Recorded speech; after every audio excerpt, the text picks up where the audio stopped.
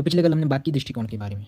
हाँ, बिल्कुल ये पॉजिटिव और नेगेटिव हो सकता है according to time, need, wants and knowledge के हिसाब से। जैसे अशोका का स्टार्टिंग पर्सपेक्टिव था कि एक अखंड भारत बनाना है, but with knowledge and time ही moves toward peace, join Buddhism. So all over it was good and developmental perspective. Similarly संविधान निर्माताओं ने भी एक डॉक्यूमेंट बनाया देश को सही से व्यवस्थित रूप से चलाने के लिए, और जिसको कई सारे लोग क्रिटिसाइज भी करते हैं और कई सारे लोग प्रेज भी करते हैं। और इन क्रिटिसाइज और प्रेज करने वाले लोगों में एक कॉमन सी बात है कि ये अगर प्रेज कर रहे हैं, अगर क्रिटिसाइज कर रहे हैं, तो सिर्फ इनकी क्वालिटीज पे, जैसे liberty, equality, fraternity, democratic nature के लिए। बट मोस्ट ऑफ पीपल ये भूल जाते हैं कि इसी पीस ऑफ पेपर की वजह से आपको और मुझे बोलने की आज़ादी मिलती है, जो आज़ादी हमारे भारत के इतिहास में ना तो महिलाओं को मिली, ना ही कुछ दमित वर्गों को मिली। But every one lack one perspective. संविधान की प्रस्तावना के दो टॉप वर्ड्स देखने हैं, हम, we the people of India.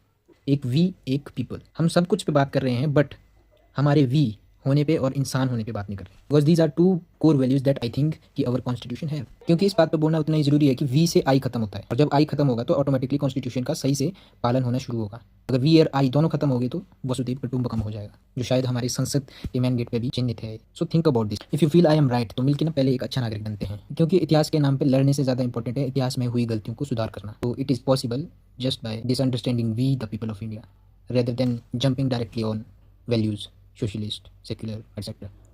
So think about this and try to understand what I said. And till then, take care and Jai Hind.